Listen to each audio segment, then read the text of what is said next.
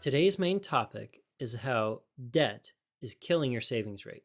Last week, we discussed how the savings rate, your savings rate, the percentage of your income that you are saving and investing, is the most important number for your hope filled financial future. I didn't necessarily say why. There was a study conducted on successful millionaires. What factor is the greatest indicator that someone is going to successfully invest, successfully save for their future, and become financially independent? And the answer was savings rate. If you were going to ask me what the number one indicator was that someone is going to be able to save successfully for their future and become a successful investor, I probably would have told you their investment selection. I probably would have told you their overall portfolio mix. I probably would have told you integrity. I probably would not have picked savings rate. This particular study found that your savings rate is the number one indicator of success. Go figure that if you save, you will be successful in saving. We can think of savings rate as being the good for our future. As I mentioned last week, savings rate is effectively buying back your time in the future so you don't have to work. You get to work because you want to, not because you need to. And the only way to free yourself from the need of having a job, the need of generating income, is to save and invest and eventually wind up with a pool of money that is generating more for you than you could generate otherwise with your own work. Ultimately, when it comes down to frugality and it comes down to your hope filled plan for financial success, savings rate is incredibly valuable and should be looked upon as an ultimate good. Now, we talked about in our story today the problem of evil dictates that with free will, we're going to have something that is the antithesis to savings rate. And I'm here to tell you today that the antithesis to your savings rate, the opposite, the thing that's fighting against your ability to save, the thing that's fighting against your future is debt. Let's start with the surface level. If you have debt, you're most likely going to be charged interest on that debt. We've discussed before how debt is basically asking for someone else's money to buy something you otherwise can't afford now in exchange for increased risk and interest that you pay. We may be able to save, spend, and give, but where does interest fall in that? Is that spending or is that burning the money? Is it flushing it down the toilet?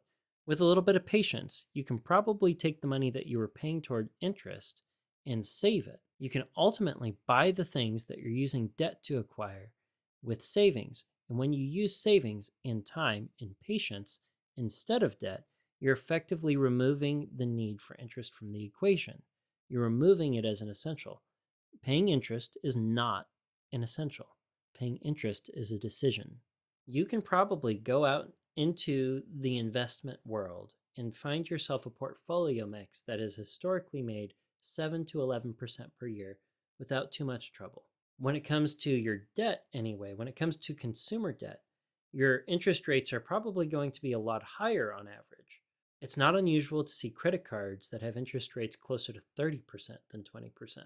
And dollar for dollar, if you're investing and it's yielding, just for simple math's sake, 10% for you, but you're over here borrowing and you're paying, say, 20% on that, you're ultimately anchoring and harming the growth of your net worth. If you have debt while you're investing, what you're going to be doing is hampering your overall rate of return, and you're going to be restricting your access to your hope filled financial future. I'd like to share an example with you from a workshop that I put on where I discuss the dangers of debt. Let's consider a hypothetical example where you have a credit card at 26.99%. That's the interest that they're charging you. And you have the average credit card balance of the average credit card user. Right now in 2023, the last time I checked the numbers, that credit card balance would be $6,200. Now let's assume that times get a little difficult on you. Let's assume that you start paying just the minimum payment. And for this particular card, in this hypothetical example, the minimum payment is 1.79% of your balance every month. If you run the math on the interest rate and the minimum payment, you'll find that the minimum payment does not cover all the interest that's racking up. So in this example, if you only pay the minimum payment, you're going to have a balance that's still going to grow on you. In the example I put together, After just 5 years of paying minimum payments alone, the balance has grown almost $2,000 additional dollars. Your balance is now $8,161. And during those 5 years, you will have paid a whopping $7,646.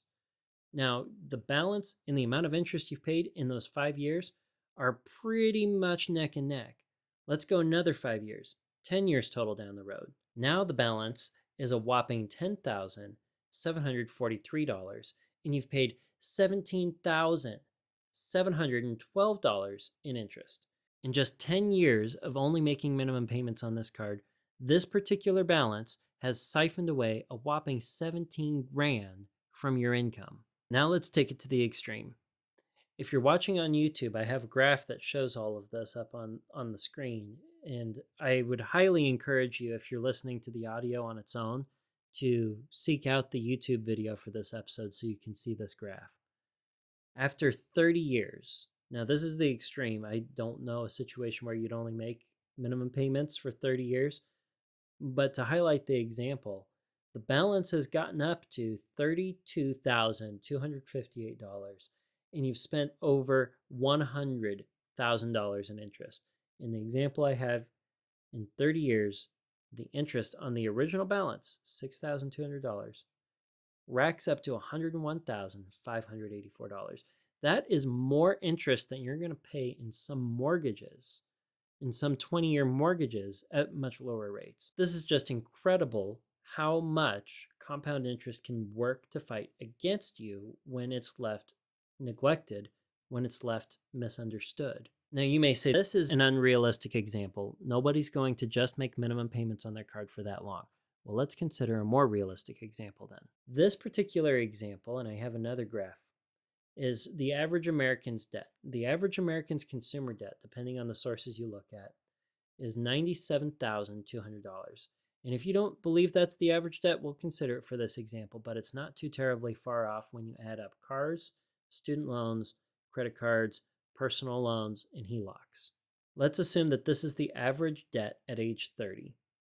So we're starting at age 30 with almost 6 figures of debt. Using a similar method to figure the numbers, the average 75-year-old still has $40,000 in debt in America. Let's take a look at an effective 7% compound interest rate on this debt and figure how much interest we're going to be paying over the years if we are paying down our debt, but also adding debt and continuously moving toward that $40,000 mark. After 5 years, the debt is still really close to $97,000. It's $96,171, and you will have paid $34,627 in interest. 15 years down the road, so now we're talking about a 45-year-old. From age 30 to age 45, you will have paid $102,000, $102,368, and still have a $92,599 balance. After 30 years, we're talking about now going from age 30 to age 60. If you follow the track of the average normal consumer debts, then you're going to still have $79,173 in debt and will have paid a whopping $195,912 in interest alone. Let's take it to the extreme for 75. At age 75, the average consumer debt balance is $40,000. And if we followed this particular hypothetical average American individual with their consumer debt from age 30 to age 75, they will have paid $263,709. That is a disgusting amount of money to be giving to banks for the privilege of consuming things before we've saved up for it. Now let's back up and assume that this particular individual, the average American, the average 30-year-old American, decides that they want to get out of debt. They fight, scratch, and claw away at the debt for 3 years, and they pay off $97,200 in 3 years. If we consider this situation, then over those 3 years, they only paid $11,101 in interest. That's it. So if you get completely out of consumer debt, not talking about a mortgage, just consumer debt, then you're going to be able to save yourself hundreds of thousands of dollars in this example. Let's take this a step further. Let's say that after this particular 30-year-old gets out of debt at age 33, that they start investing $600 a month toward their retirement. And they're investing in a portfolio that, for this example, makes 10% on average. After only 2 years of investing, at age 35, the nest egg balance is going to be almost $16,000, $15,848. At age 45, this individual, continuing to save at the same rate, has a whopping $165,650 invested in their retirement. After 30 years, from age 30 to age 60, with getting out of debt and investing, the individual in this example has $986,152.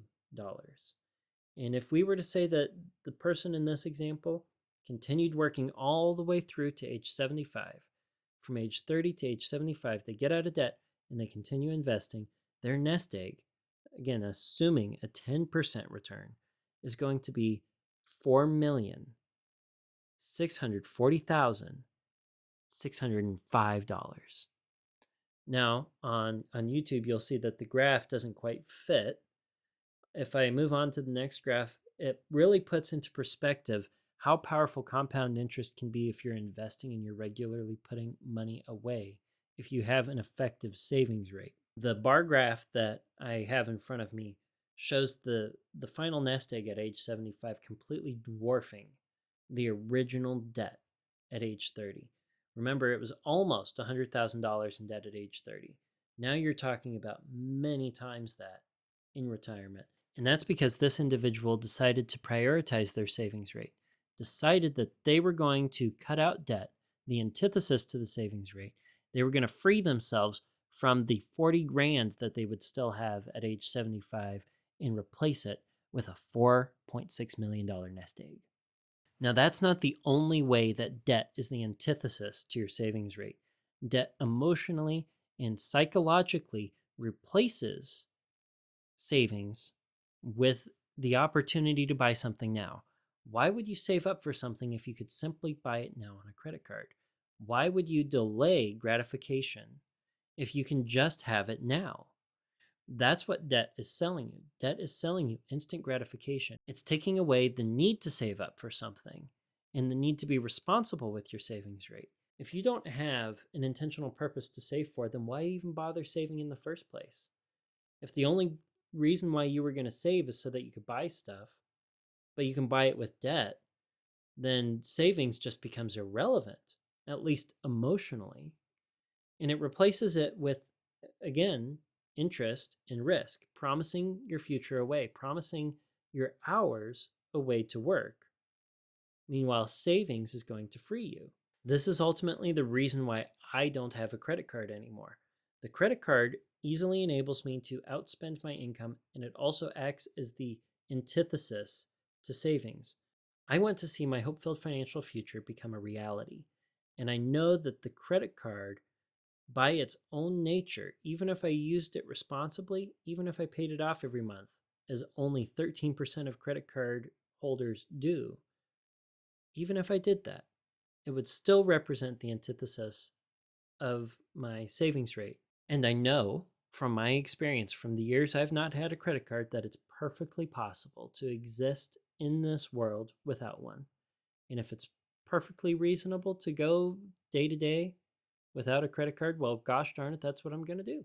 I know not having a credit card keeps me motivated to budget bravely and to prioritize my savings rate for the good of my future and my family's future. Speaking of budgeting bravely, next week we're going to be talking about how I got addicted to Angry Birds and how that addiction to Angry Birds ties into how you can get out of debt successfully. What is the most effective way for you to remove debt from your life so that you can free your savings rate to its fullest potential? I'm really excited to share this with you next week. Until then, budget bravely and enjoy your hope-filled financial future.